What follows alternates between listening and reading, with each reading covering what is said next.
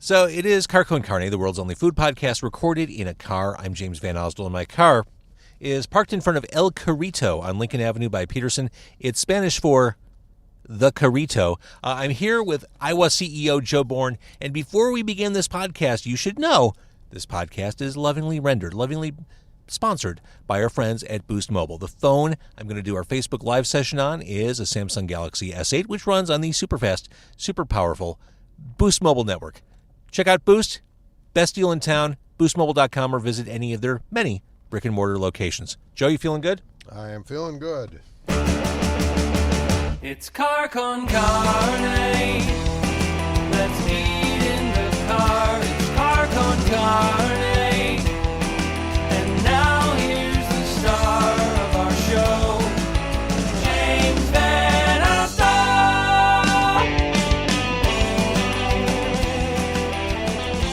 All right, so we are here in front of El Carrito, which is right on the northernmost tip of Chicago.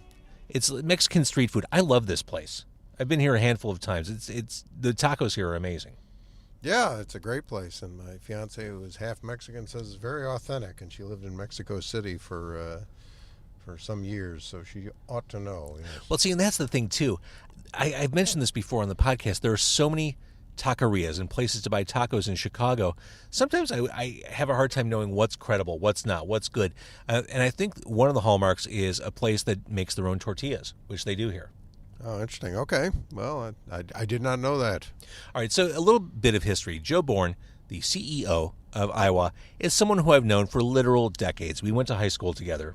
Yes. And you were always an interesting, fascinating, creative dude. When you finished college, you went full bore into a world of invention and entrepreneurship. And before we get into AIWA, let's talk about the 90s. You wrapped up college and you invented what?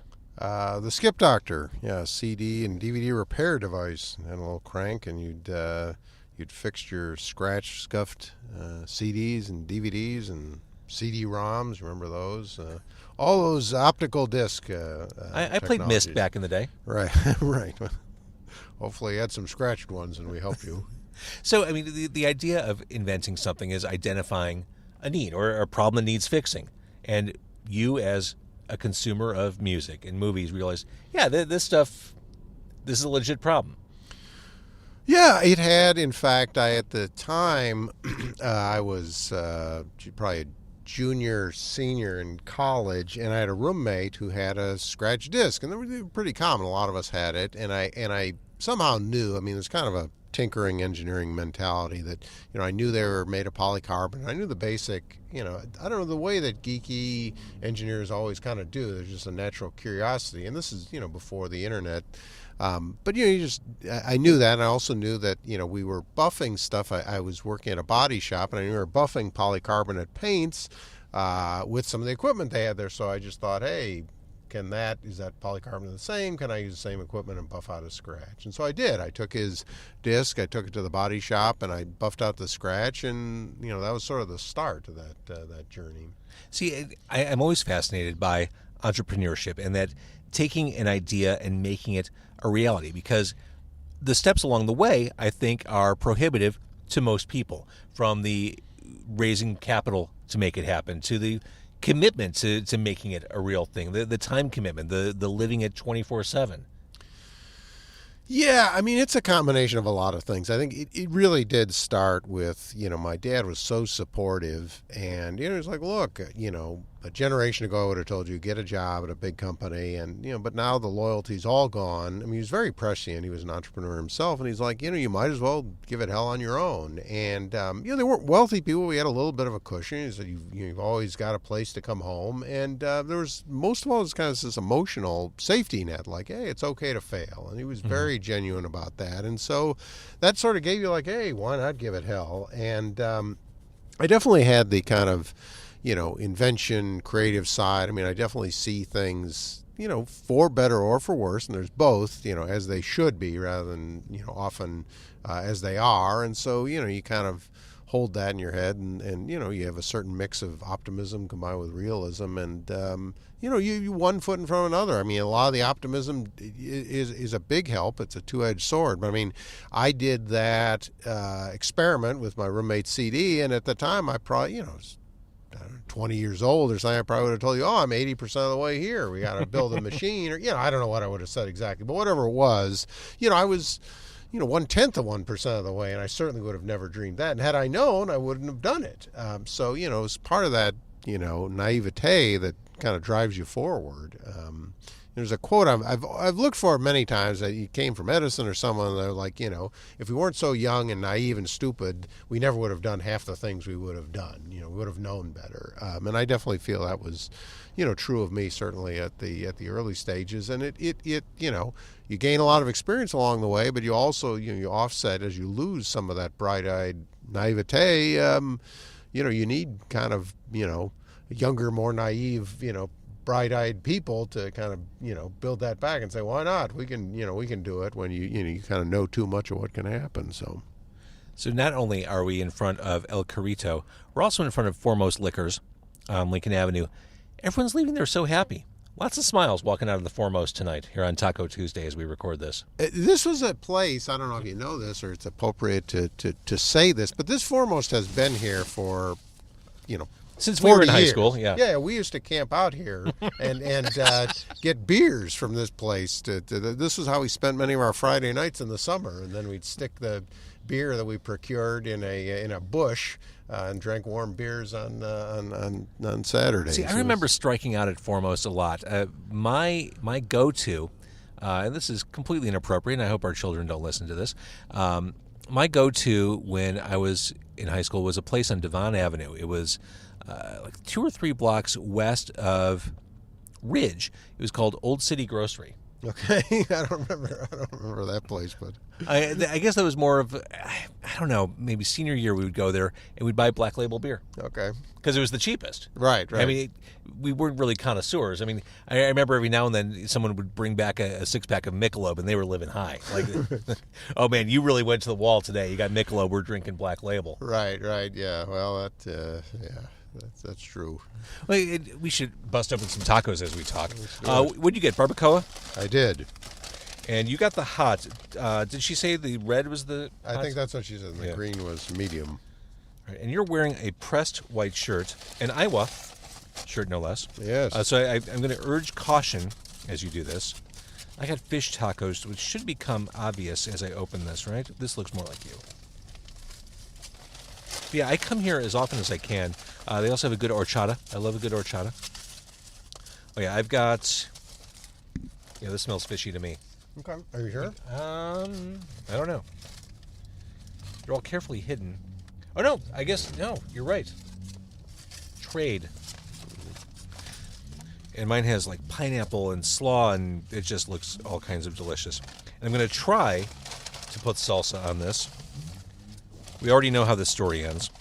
Right. So what do you remember? I mean, before we talk about your business and your products, what do you remember most about high school? I guess, what do you remember about me? Boy, this is a terrible, but I remember you and I, hopefully this is not as almost in your minds as mine, we were screwing around. We were like after gym in the locker room, and we were like play fighting, and then I like connected with your chin. Oh my God, I remember that. But it was terrible, and you're like, oh my God. I mean, it wasn't like you got knocked down, but you definitely connected. Totally unintentionally. You're like, hey, you just punched me, and I felt terrible. I felt terrible for I had forgotten years, about that. I'm terribly sorry about Remember that. And let's be clear, Joe is a fit dude. He packed something behind that punch. Well, it wasn't. I mean, you weren't knocked over. I mean, thank God it wasn't like there was no damage, but it was enough for you to like rub your jaw and be like, what the hell, man? Okay, an unusual go-to for your first memory. Yeah, some of that one's good. That's all. Like my memory of you in high school, it's more of less of an incident and more of just a broad feeling. You're always very intense. You had an intensity about you. Oh, is that right? Mm-hmm. A very earnestness, just an intensity. Right. And you also had a wickedly dry sense of humor, which you still do.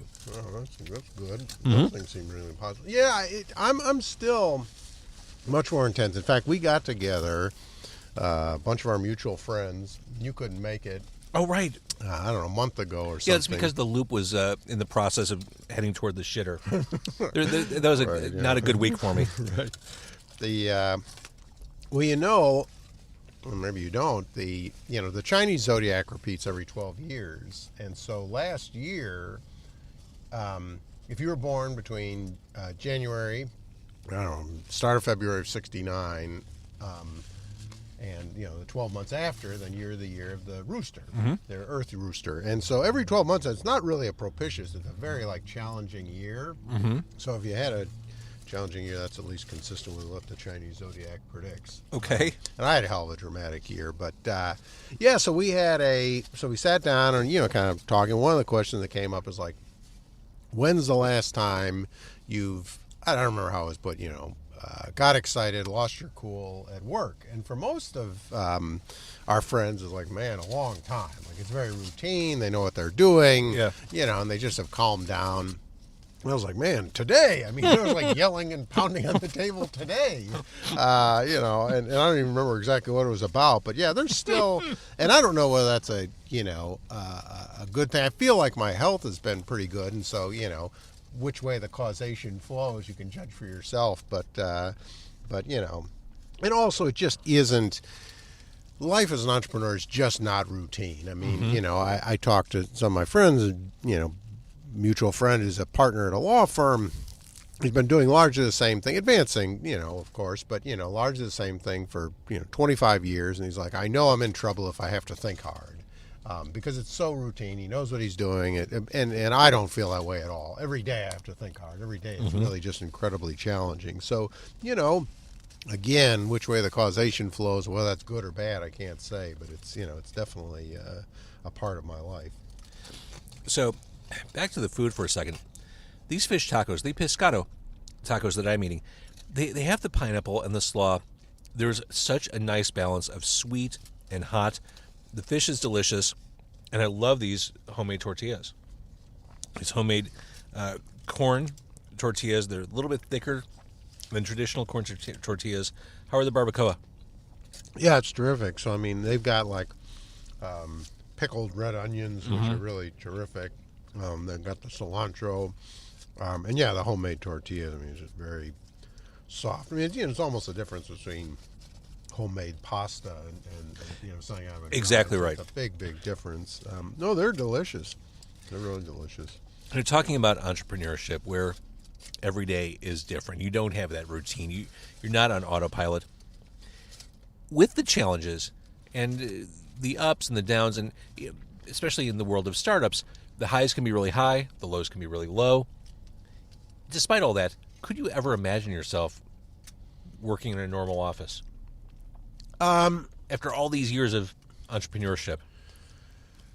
Yeah, it's a great question. I mean, look, I've just got to try it at some point, and hopefully it's through an acquisition or something else. But man, I mean, this is a whole part of what a big cross section of the population does, and I have no understanding of it. Seriously, well, from reading Dilbert cartoons, I can guess. It's not far off. It's not far off. Well, it may well be, and everyone, broad consensus is you will hate it, you will not. Now, I can imagine that because it's the one thing I can say is as frustrating, and difficult as it's been, in my career, to a reasonable approximation, I haven't had a moment of make work, and I haven't had really boredom.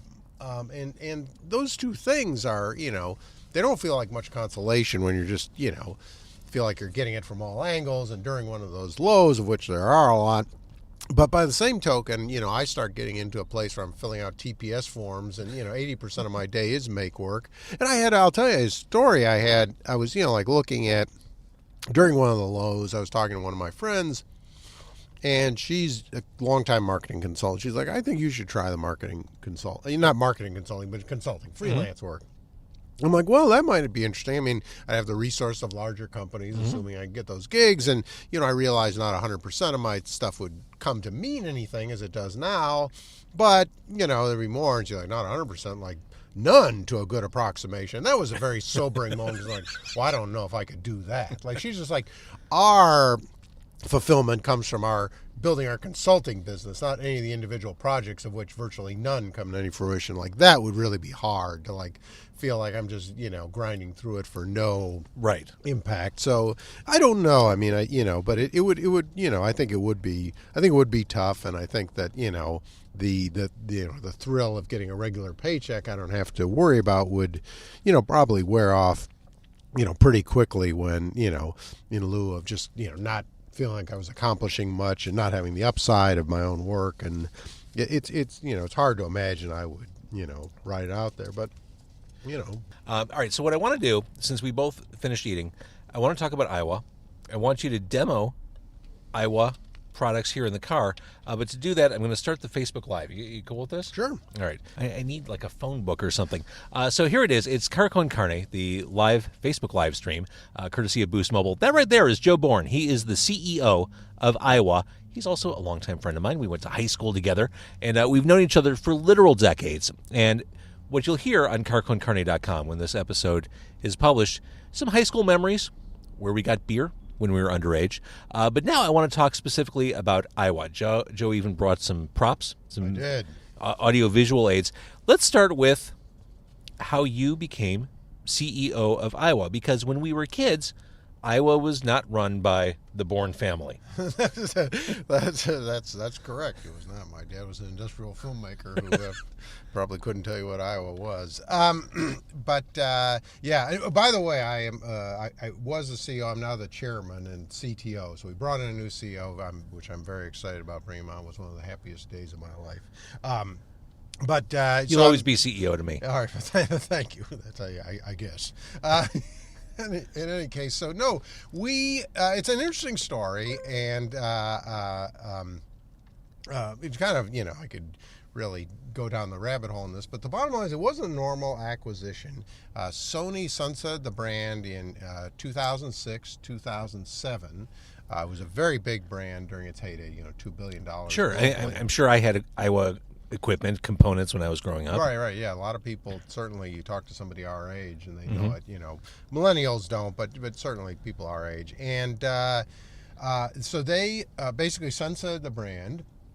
And there was a third party, actually a guy in Chicago, a guy Mark Toman, Dormitus Brands, and this is his thing. He resurrects old brands. So he acquired this in the U.S., He did something similar with Nintendo, with Slice, Brim, decaf coffee, and a number of I'm sure he's looking at Sears right now. Yeah, well, He's right. got designs he's on that. Swooping around, right. Yeah, no, it's. I think the time when Tolman comes in is not to, there's a transition. Yes. So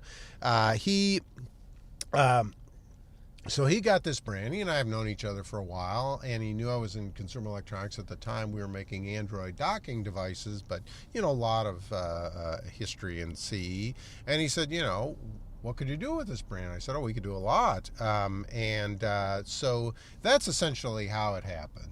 And so actually Sony, it was not some of these other big brands, they wind down, there's bankruptcies, they do big licensing programs. It wasn't that way. It kind of, Sony let it go, and really much to their credit, they didn't claim they were using it or claim they would use it, and so it kind of, some fell in the public domain, some different regions they did different things with. So there's a different group in Latin America that has AIWA, a different group in out of Tokyo and Asia that has AIWA there, and we're U.S. and Europe. So it's kind of an interesting, mishmash. I mean, if you look at the world, like the way open source is and the collaborative and things. And open source is where your background is completely. Yeah, so a lot of, so that's obviously contingent on IP too. The trademark stuff is something new, but, the reuse and the collaboration with, broad open communities on intellectual property is something I've been doing for a long time. So this does fit into that. And I think it's very, I think it's very interesting. And I think it's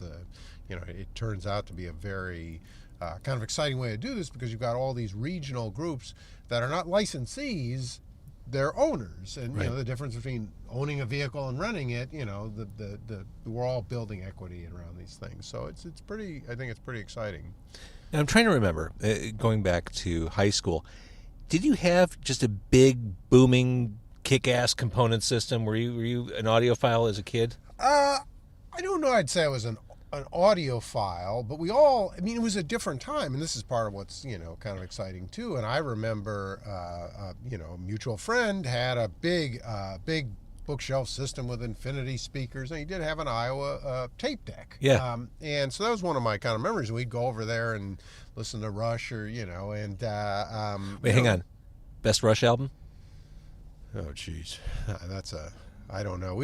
I know that our go-to song for when you'd get a new piece of equipment was Red Bear Cheddar. Oh yeah, that's a good one. So Yeah, Moving Pictures, solid album. Sorry, go ahead. So that was our I don't know, that's the best Rush album, but that was our go-to, to test out our new. We always need reference songs. Mm-hmm. Anyway, but that's also part of it. What's exciting is, and we'll talk about this, but bringing back, whether you call it big sound or whatever you want to call it, there's a whole place. There's a giant gap in the market. There are reasons that this happened, but it has very little to do with, that consumers don't appreciate good sound. That just simply is not true. That's a conclusion some have drawn, but so is it just driven by convenience that we've gone away from big sound? It is driven by convenience, and convenience is important. It's always been important. But I mean, people would say, "Oh, we went from CDs to MP3 players and the iPod, so that tells you sound doesn't matter." No, it tells you that convenience is very important. But and again, there may be a big chunk of consumers, I don't know what numbers are, that don't really care about sound quality, but there's clearly a big chunk that do. And then there's also a very big chunk that can be educated that, your experience really is better. Your parties are better. You just cannot have the same party with a dinky tin can speaker that you with a real party. You don't have the same emotion in your music if you have, real headphones versus, the earbuds that came with your phone or whatever. No offense to Boost, but but there is a real need to upgrade, some of the headphones that come with a lot Absolutely. of the devices. And especially now, it's such an exciting time because the level of files that you can get through a normal Spotify or YouTube or any of these set on a high quality is what we would have considered audiophile many years ago. So For sure. we call it the last yard. So like the last mile of internet to get to your house. You've got incredibly high quality audio at your headphone jack or at the Bluetooth or wherever. You just need to bring it that last yard, and you can deliver some really incredible sound quality today.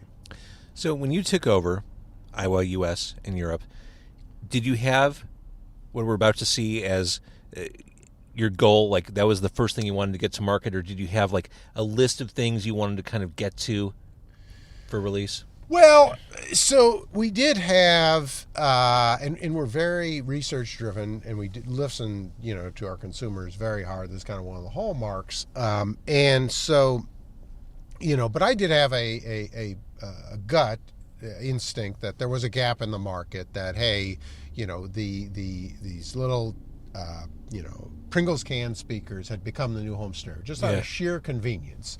But if we could take the convenience of Bluetooth and bring back a real home stereo experience, we'd have something. There was a subset of users. We didn't know how big or small. And again, your first thing is your foot in the door with some unique offering that would really want home stereo performance with the convenience of Bluetooth. And so that kind of drove the vision. And I remember we did, kind of refining that. We had these cardboard boxes that we showed, and we brought in, we said our target market is, this kind of guy that, we'd kind of, did our kind of guesswork on, and we brought them all in. We had 3 different focus groups. We had these cardboard boxes, and I was with 2 millennials, and they were just incredulous. There was a small box, it was a little bit bigger, and they're like, how about this? And I was still dinky, even though it was twice the size of almost anything on the market, bigger box. And then they had one box that was like just they had to get it out of the hallway. They're like, what about this? And I'm like, yeah, that's about right, because again, they were looking as we would, like, hey, a home stereo, that's a real speaker. And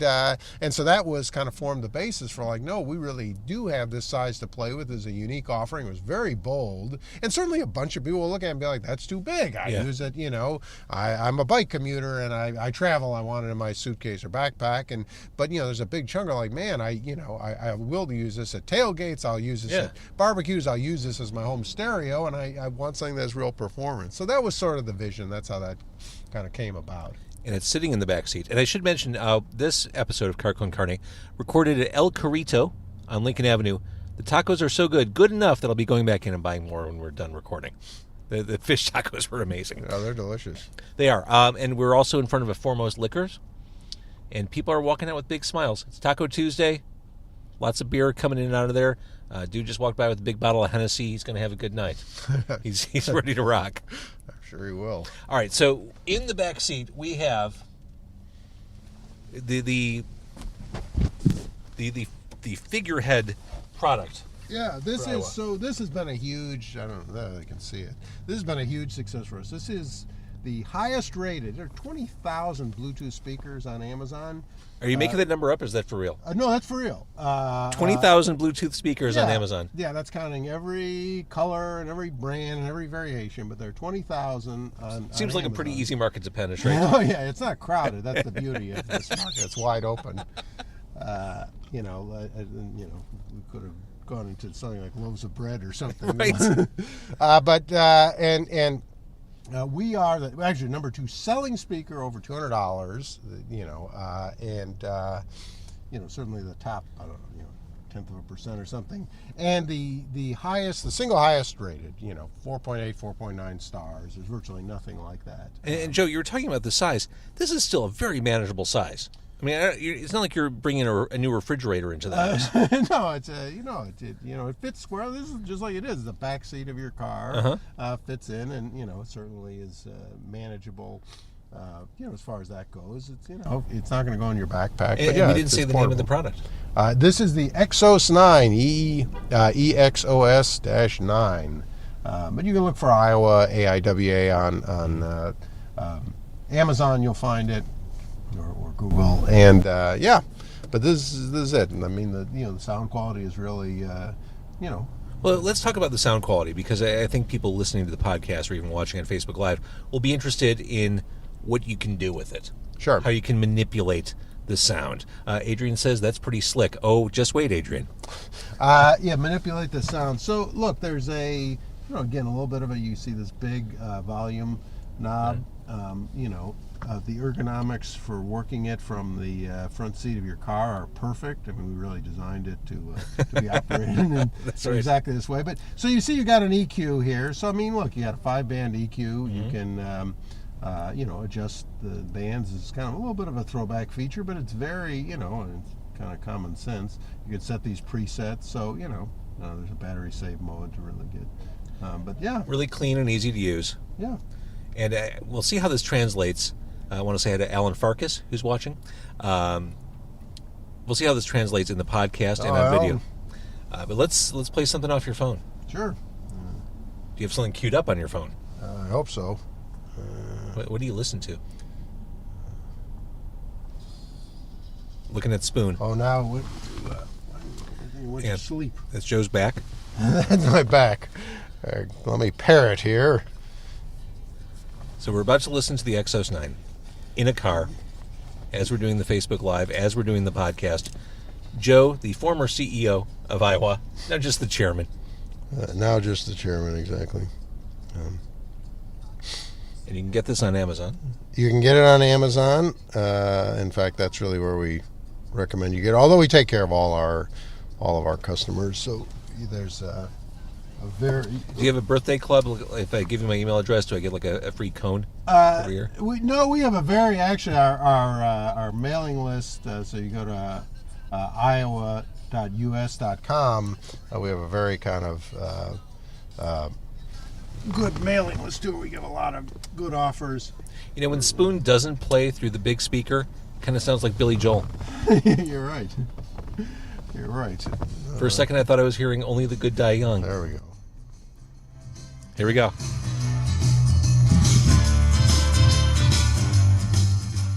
Yeah, you could have Alexa or Google Home play your music for you, but if you like music, if you like the sound, the immersion. This is what you want to hear it on. Right. Well, I mean, look, you're talking about Alexa, or you're talking about, these small speakers. There's no coverage under, 100 hertz or, even higher. What does that mean? You are talking about 20-some keys on an 88-key, piano. Like, there's a lot of music. You're talking about, almost 2 octaves. Like, yeah.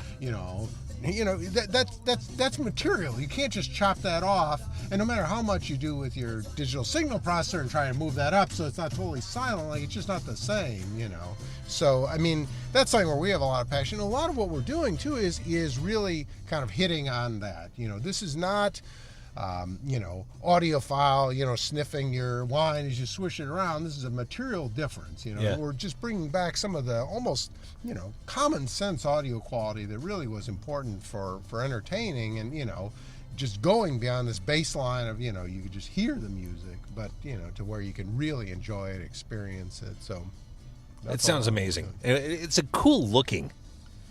Yeah, it's a very much a mix of, we wanted to have some cues to call back to, the kind of home stereo, the bookshelf unit, that kind of era, and but not a totally retro piece. I mean, it's a lot of it is what it does for people today, with some callbacks, and again, piggybacking on the folks already know there's value in a home stereo speaker, All right, so let's kill the music on that. I want to at least hold up the other thing you brought in. Sure. So this is a prototype. A prototype? Yeah, it's a pre-production, not an early prototype, but this is what we call the ARC 1. So these are, as you can see, over-the-ear Bluetooth headsets. Wait, this comment's great. Take all my money. I need this now. Amazon.com. This one is not for sale yet, but sign up. Actually, for this one, if you want to get in, so to be the early folks, it's actually labs, labs.iowa.co, C-O. See, I thought that only sold dogs. That's why I didn't go on that site. Yes. So you can get your Labrador Retrievers, or you can get in on all of our early programs. So that's a very generous program. If you want to do beta testing, you want to be involved in the stuff, you want to know about it. We're very aggressive about facilitating kind of our early adopters. It's a very loyal group, and we take that very seriously. So, yeah, if you want to know about that, either one of the mailing list labs will be sooner.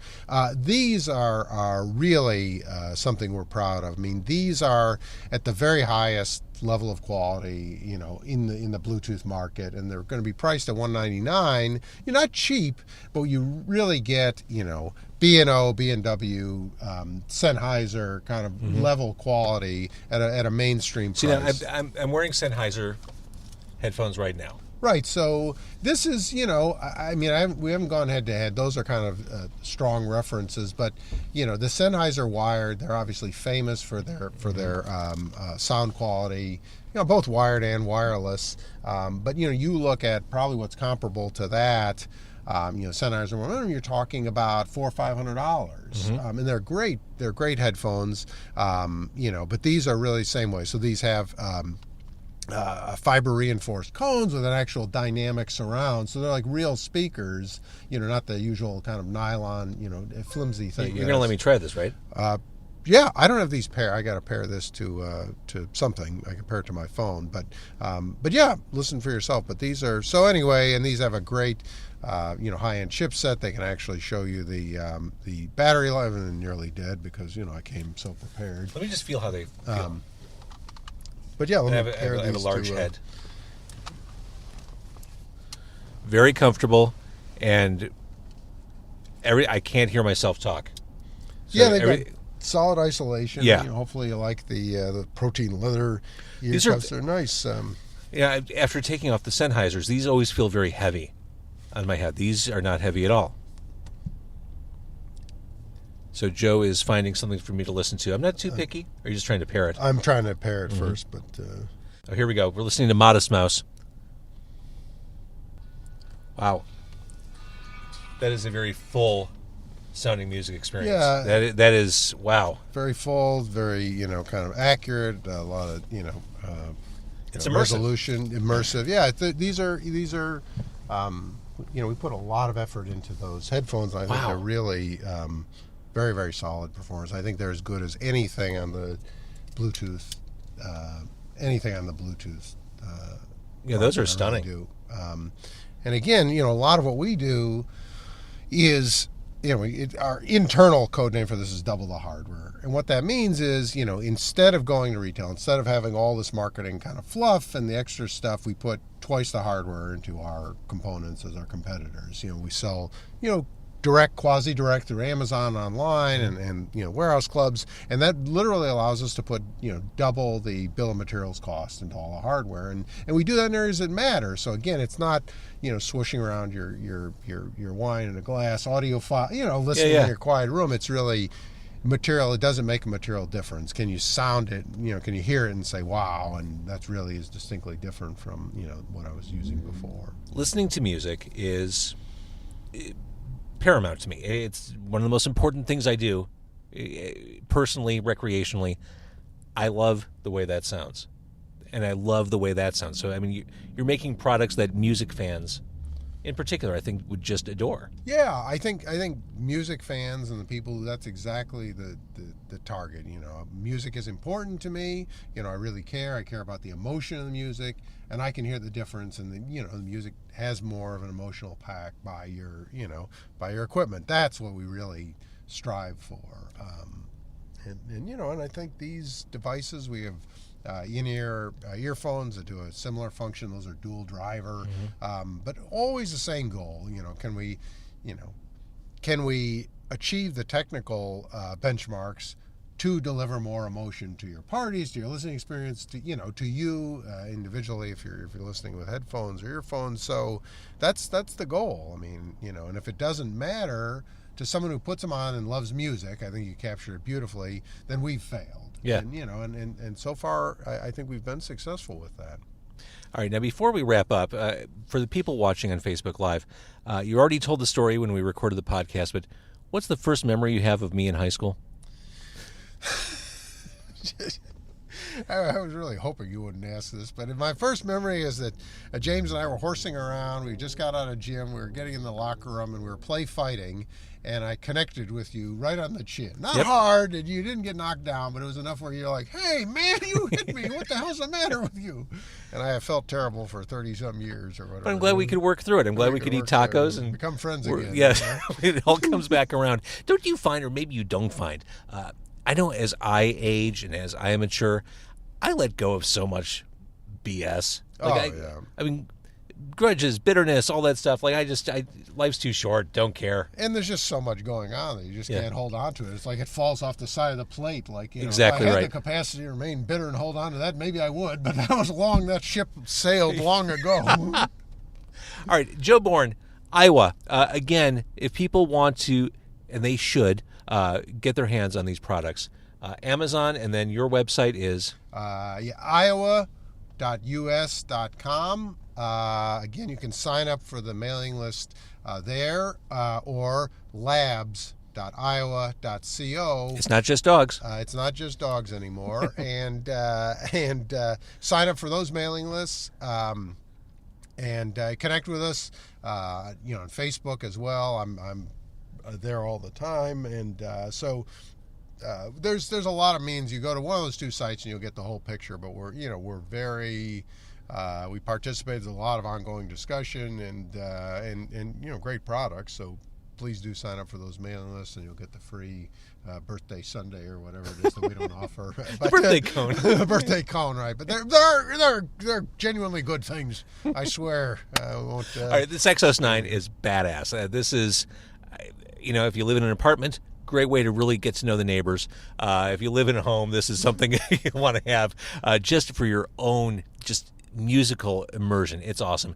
Joe Bourne, I am so glad after decades we can still connect, hang out, and have fun in the liquor store parking lot. Absolutely.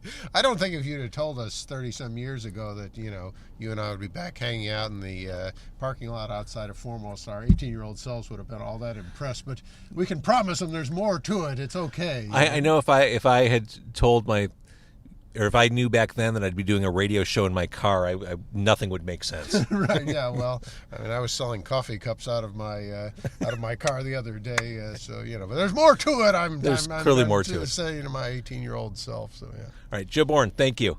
Thank you. And thank you for watching on Facebook Live. This will be on carconcarne.com soon. So thank you again.